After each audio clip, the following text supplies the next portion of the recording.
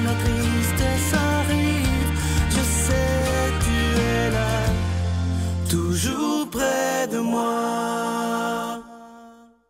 Bon samedi, bienvenue à votre émission La Victoire de l'amour. J'espère que vous allez bien ce matin, comme on le fait toutes les semaines. Pour bien débuter notre samedi, notre fin de semaine, on rejoint notre petite sœur sourire à nous, sœur Angèle, accompagnée de Marcia.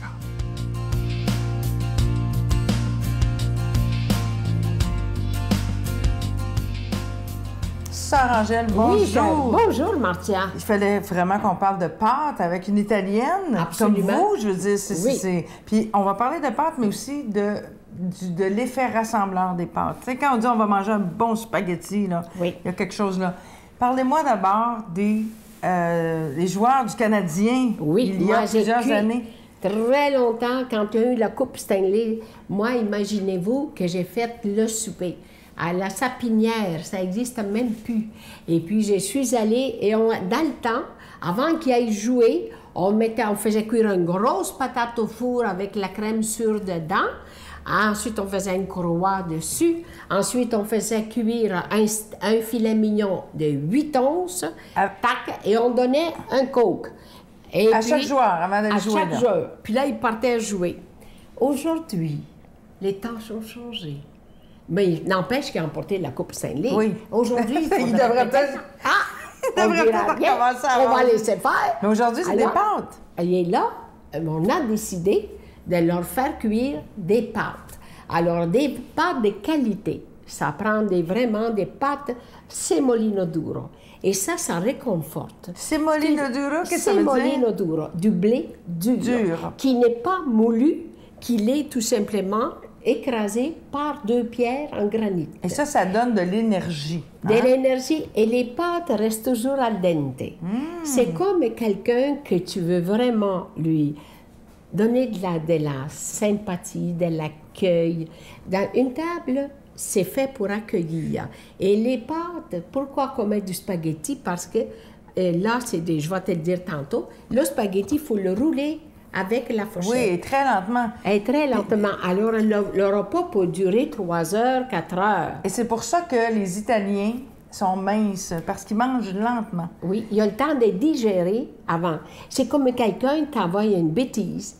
Toi, tu vas y aller douce. Tu ne peux pas la digérer tout de suite. Il va falloir que tu accuses Non, le coup. et Donc, il faut dans la que tu respires. spiritualité, Sœur Angèle, c'est un peu Oui. comme quand on mange des pâtes. Oui. Il faut prendre le temps de savourer, de déguster. Il faut De recevoir. digérer. Oui. La spiritualité, c'est ça aussi. Hein? Absolument. C'est comme Tu un peux bon pas- plat de pâtes. Oui, parce qu'il ne faut pas gaver. Il ne faut pas gaver la personne. Elle a soif d'amour, elle a soif de parler de Jésus-Christ, si tu veux. Et puis, elle ne peut pas... Toi, t'envoies ça, là. Écoute, toi, tu crois à rien, pata. Ouais, Non. c'est, Non. J'ai dit, toi, est-ce que tu crois à toi?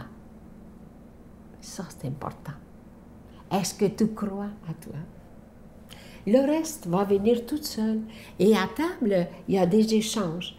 Et moi, je trouve ça extraordinaire. Nous autres, on faisait cuire les pâtes. Moi, je sais pas, je trouve ça merveilleux. Tu connais ça, ces pâtes-là? Les bucatini. Non, je connaissais pas ça. Il y a un trou. Et c'est pour ça que j'ai dit, on a déjà fait Oui. une chronique avec de l'ail. On va terminer avec ça. Justement, on prend l'ail, on le cuit dans le four, après on l'écrase, puis on met de l'huile et on roule les bucatini. Oh! On respire Je vais essayer ça. dedans.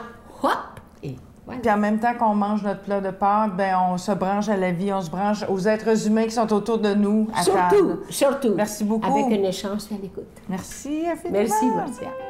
Notre Père qui es aux cieux, que ton nom soit sanctifié, que ton règne vienne, que ta volonté soit faite sur la terre comme au ciel. Donne-nous aujourd'hui notre pain de ce jour. Pardonne-nous nos offenses comme nous pardonnons à ceux qui nous ont offensés. Ne nous laisse pas entrer en tentation, mais délivre-nous du mal, car c'est à toi qu'appartient le règne, la puissance et la gloire pour les siècles des siècles. Amen. Sa berger, assemblons-nous, allons voir le Messie, nouvel agréable, un sauveur enfant nous est né, glory, glory, alléluia,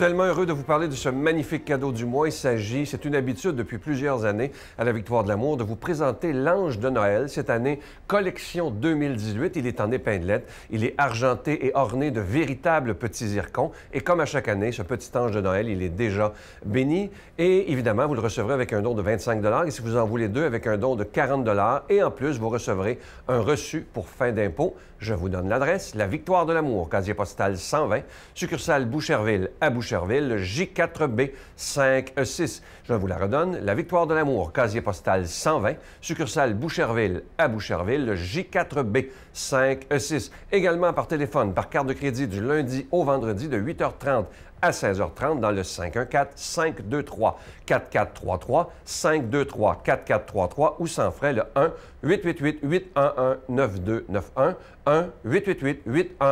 1-888-811-9291 et aussi sur notre site Internet, le www.lavictoiredelamour.org. Alors, je vous rappelle ce magnifique petit ange de Noël, collection 2018. Il est en épinglette, argenté et orné de véritables petits zircons.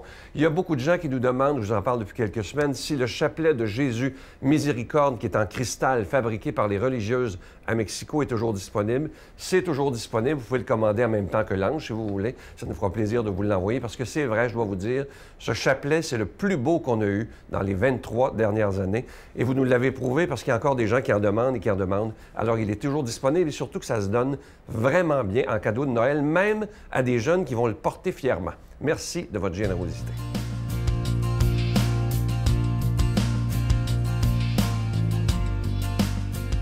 Mon Dieu, donnez-moi la sérénité d'accepter les choses que je ne peux changer, le courage de changer les choses que je peux et la sagesse d'en connaître la différence.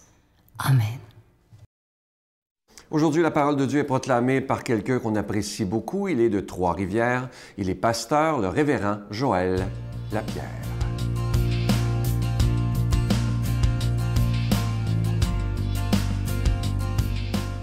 Bon matin.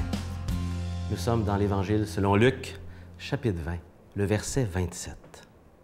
Alors s'approchèrent quelques Sadducéens.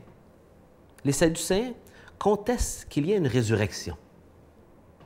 Ils lui posèrent cette question. « Maître, Moïse a écrit pour nous, si un homme a un frère marié qui meurt sans enfant et qu'il épouse la veuve et donne une descendance à son frère. » C'était une citation dans le Deutéronome, le chapitre 25. Or, il y avait 7 frères. Il lui donne cette situation de cas. Le premier prit femme et mourut sans enfant.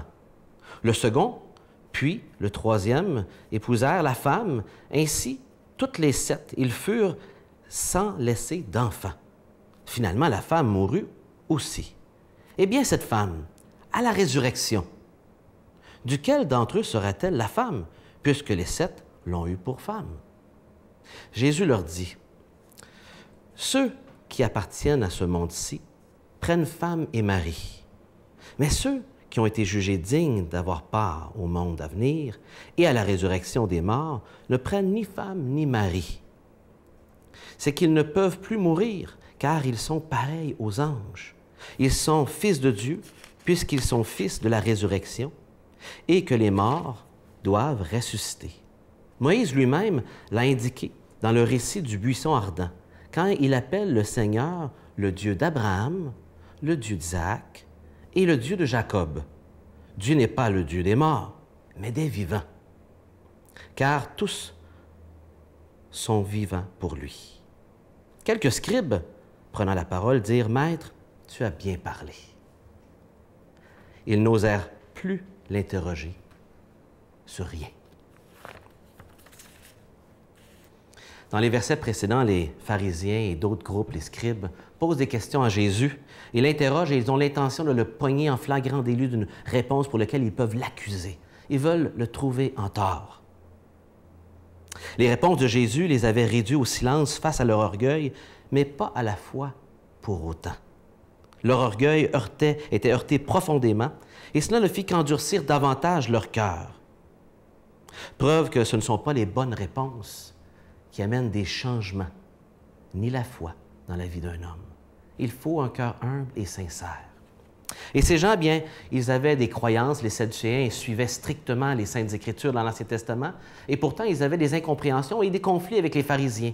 Eux suivaient que les Saintes Écritures, les pharisiens avaient beaucoup de lois, beaucoup de règles ajoutées. Ça donnait beaucoup de flexibilité et de liberté aux Sadducéens, et ça amenait des conflits entre eux. Ils avaient des différends de doctrine, dont celui-ci. Et ils espéraient que, Jésus avait mis au silence les pharisiens, qu'ils allaient trouver en Jésus un appui face au fait qu'ils ne croient pas à la résurrection. Et Jésus décèle immédiatement le problème, qui n'est pas dans la question en réalité, qui est un piège, mais sur le fait que c'est lié à la résurrection. Il leur montre que la résurrection est vraie, mais qu'ils ne comprennent pas du tout ce monde après la mort. Ils ne comprennent pas comment sera cette nouvelle étape d'être avec Dieu et que ça ne sera pas comparable à nous aujourd'hui qui sommes pris avec le temps, la mort, nos conceptions si limitées à cette terre. Ils ont des questions.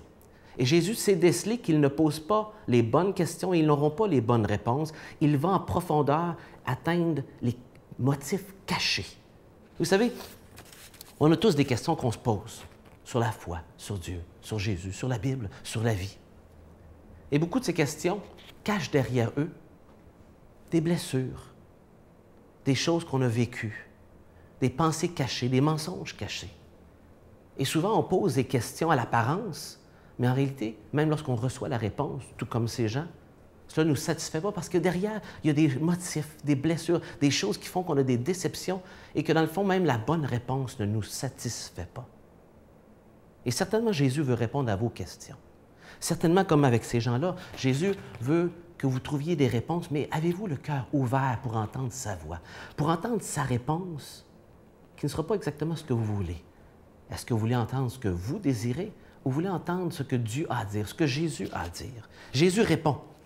Et les Saintes Écritures répondent à beaucoup de nos questions, mais sommes-nous sincèrement à la recherche ou posons-nous des fausses questions? Vous avez des questions, j'ai des questions. Sommes-nous vraiment ouverts à entendre ces réponses? Et ce matin, je vous invite en toute simplicité à lire les Saintes Écritures, à prendre la Bible et à commencer à lire avec le cœur sincère qui dit à Dieu, « Seigneur, j'ai des questions. Est-ce que tu peux y répondre?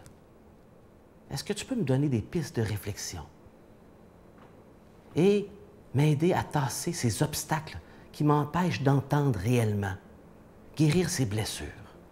Commencez à lire les Écritures ce matin en posant vos questions à Dieu, en vous attendant à lui par la foi qu'il va y répondre, et il le fera. Que le Seigneur vous bénisse en cette belle journée et qu'il vous accompagne dans la lecture des Écritures. Amen. Je vous salue Marie, pleine de grâce. Le Seigneur est avec vous. Vous êtes bénie entre toutes les femmes, et Jésus, le fruit de vos entrailles, est béni. Sainte Marie, Mère de Dieu, priez pour nous pauvres pécheurs, maintenant et à l'heure de notre mort. Amen. Je vous invite à ne pas manquer demain une émission tout à fait spéciale qui va durer 1 heure, donc de 12h30 à 13h30. Ceux qui seront avec nous, je vous dis, on se fait des beaux cadeaux cette année. Mario Pelcha et les Prêtres avec leur nouvel album. J'ai la joie, et ça, je vous dis, je suis très content. Natacha Saint-Pierre sera avec nous également. Miguel sera là. Tocadéo sera avec nous. Brigitte Bédard, Marie-Jeanne sera avec nous. Éloi Giard, Monseigneur Pierre-Olivier Tremblay, Pierre-Luc Bordelot et le Père Michel Marie. Alors, ce sera des beaux moments demain. 1 heure de temps, parlez-en à vos amis, parce que ça arrive une fois par année. Donc, c'est demain, 12h30 à 13h30 pour ces beaux invités. J'ai hâte de vous y retrouver demain. Bye! Vivre d'amour, c'est garder en soi-même un grand trésor d'un vase mortel.